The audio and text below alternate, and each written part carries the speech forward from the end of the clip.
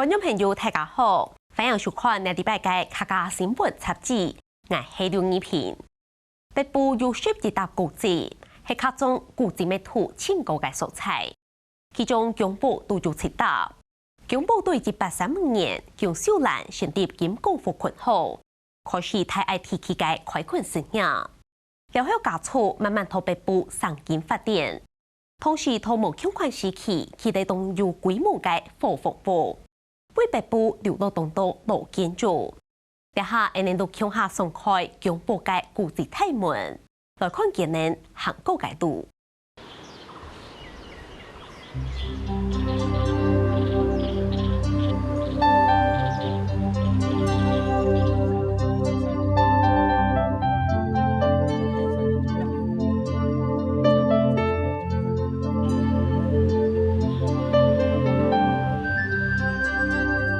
1835年，姜秀蘭成立嘅金光府群後，開始嘅大愛提起開墾嘅事業。天天嘅喺北部起嘅金光府公館、天水堂老母、天水堂新母、新疆天水堂，北部洋樓也到無共時期嘅建築。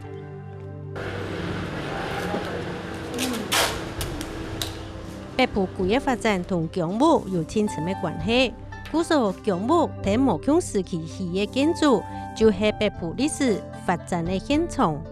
如果它今天是拆掉的，是，那會是什麼樣一個悲劇呢？那就空了啊！你站在這邊，哎，想象着這房子沒有了啊，看不到任何痕跡。我有留照片。對，照片你看得到摸不到啊，那種感覺就不一樣。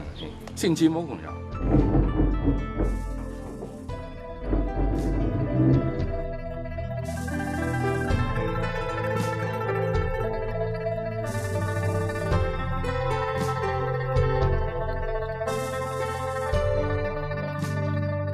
你那是金光府的炭啊，井炭。井炭特別是特別墾首那邊盤工為數。當然了，比有可能3種發酵嘛。第一台姜秀蘭，第二台姜田蚌，第三台姜榮發，全部特別姜國嘅老祖先，當然是第8台咧。所以這裡就是以前辦公的地。特別盤工為數，一個盤工線。金光府公館係個當時開墾北部嘅時節咧，開墾組織營運的總部韓國愛護指揮中心。姜家祖先來這邊開墾的時候，跟滿清政府申請一個墾號，叫金廣府墾號。那這個墾號呢，有個辦公室，叫金廣府公館。在那個時代，這個公館大概等於是地方政府一樣，你跟政府承包這個開墾業務呢，就要負責地方的行政的管理啊、稅收啊、治安這些，好似對地方的小政府一樣。保留到一定完整的雕崖，係個當時風十院的建築手法最好的見證。2年婚紗牌匾記錄嘅姜埔人參加中法戰爭的歷史。金光府係北部文化產業韓國歷史的源頭，故所為了解北部過去的發展，就會對這筆開始講起。昨天講摸金光府是摸北部啊。是因為有金光府喺北部嘅開發，將有後背因群啲啊群到北部。金光府係我哋嘅國定古蹟當中唯一人家類嘅古蹟。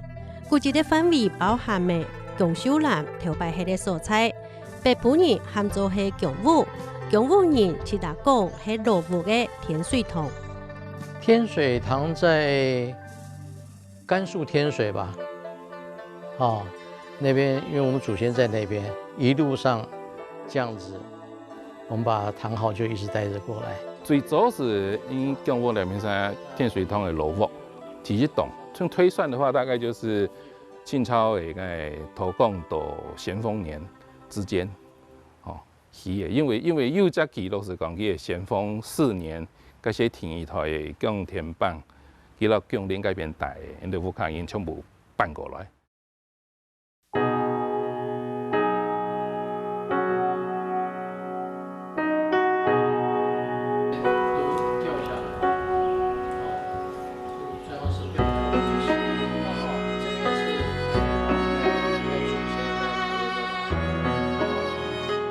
就是说我们尽量去保持以前的情形了。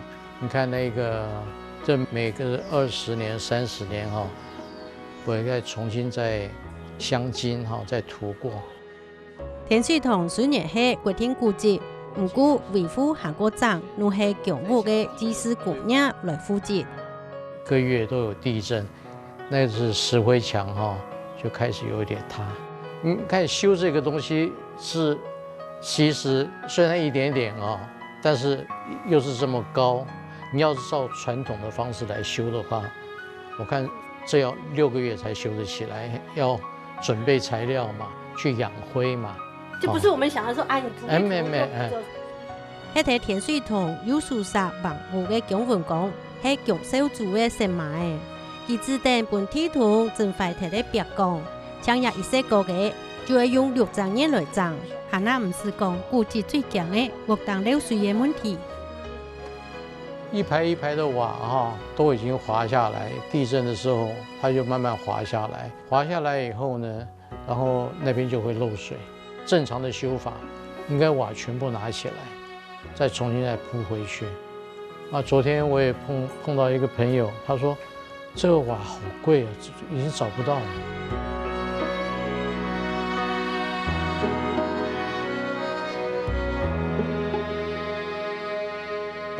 那好，该祖先该牌位都2篇嘛。我们家有什么该祭祖的时候。3节过年，全部武汉人会过来，而拜拜几房都会过来嘛。虽然爱维持天水堂落户的方法真无简单，不过有落户在，家族的感情就唔会散脱。祖先的东西保留下来，家族的故事将可以一代传过一代。姜文公讲，落户汉菜是挺好福气的一件事情。因为我是住在这边，我在这边长大，好，我对这边、对家里都有一些感觉啊。当时这边我是觉得住在这边，我是也觉得很舒服，也很好，哦。那我觉得很幸运，能够在这边生活。从这边来可以看到这边左这边的应该算右半边哈。右半边这边有4杠的横屋，其实是还保留的蛮完整的。可是左半边的话，就因为没有人住，年久失修。睇北部罗总提的东北片，并睇比1年还那高的草豆度的后背，有一处快到一定严重的火房屋，一只比是姜武人的天水堂新屋，我嘅喊做是2房，是姜秀兰家族。第17世姜少友同第18世姜正乾共下起嘅姜武人同样喊做新屋。两栋嘅起的时台，日本时台大概是明治40年，是1907年起的。外观当然就是比较传统的那种闽式的，你看它斗子漆红砖，哦，然后有传统的那种屋脊，有3墙。然后里面大厅它是燕尾嘛，哦，燕尾造型。那这个是外观，但是里面的结构，比如它的那个梁，里面的那个屋架，还有里面室内的装潢，其实是有日式的风格。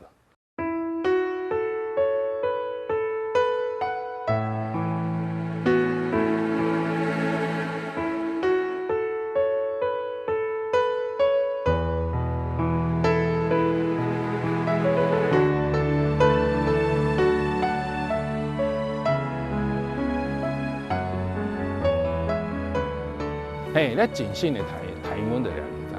那落去个地位，伊就叫煲汤，煲汤这个落去比较紧烫。不过比较可惜，这个紧烫大概在2006年的时候，因为那个火灾那个正厅烧掉了。天顶北部开山主姜秀兰第8代的子孙，也就是金公府的管理人姜宝文的脚步，来到新屋的大门前，听伊讲一座大堂屋。头摆有一派头，有一封神。其实很可惜啦，心里面会觉得相当可惜。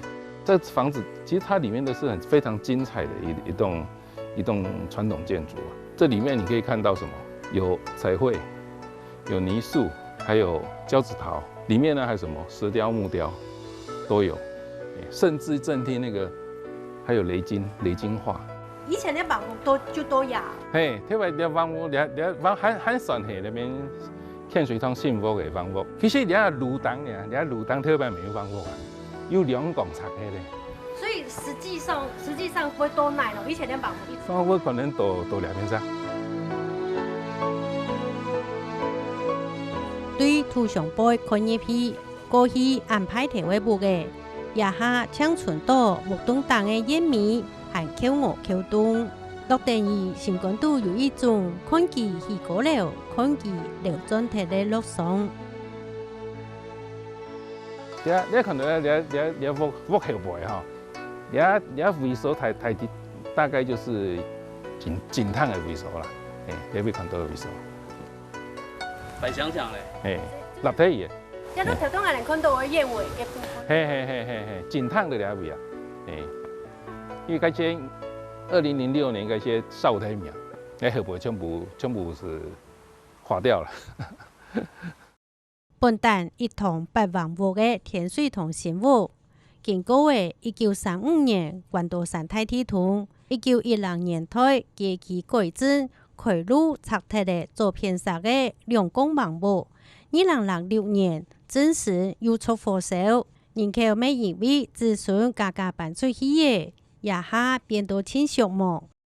因為嗰些有兩台房嘛，兩台房地部佢底下有3房，所以佢總共有6房嘅個子孫嚟一帶啊，所以嗰些是還蠻老嘅。現在大概就剩下錦繡片那邊上中2戶嚟一帶。圖上空貼定添添古蹟嘅廣告，不過部分所有權人就少，也下建築物嘅情況快到按嚴重，就夾硬殺下來，2000多錢來維護行過站，故所唔同意列做古蹟。雖然講佢哋下變人庭古蹟啊，可是地位嘅所有權人地位還係有人不同意啊。當然我們也只能尊重啊。那你對於公部人來講，他要進行後續的修繕而講嘛哈，跟你也經過嘅所有權人的同意啊，因同意嘅。後背程序就比較難去進行。2011年，新竹縣政府將天水塘新屋指定做縣庭古蹟。古蹟的身份雖然可以禁止人為的破壞，不過三毛法度來擋風雨同時間對老屋嘅造成的損害。江博文希望可以用古蹟土地用地移轉的方式來顧到各方面的利益。按呢天水塘的新屋就可以順勢的保存下來。現在有容積移轉的這個辦法，那當然以前來講，就是說它沒辦法跨區，你只能在同個都市計劃區嘛。我記得應該在前1-2年有修法過，所以它是可以跨區的。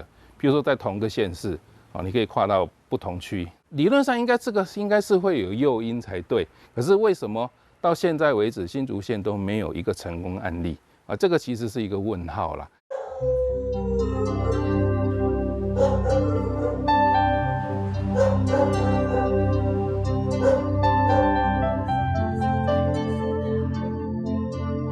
同天水塘新屋同樣有愛保留也係愛拆體的問題嘅，還有一處喊做係新疆天水塘的老屋，也就是是做過北部鄉種的江水金的老屋，為到唔愛北部開發的歷史結構，後頭的子孫未希望用古蹟用地移轉的方式來達到保存的目的。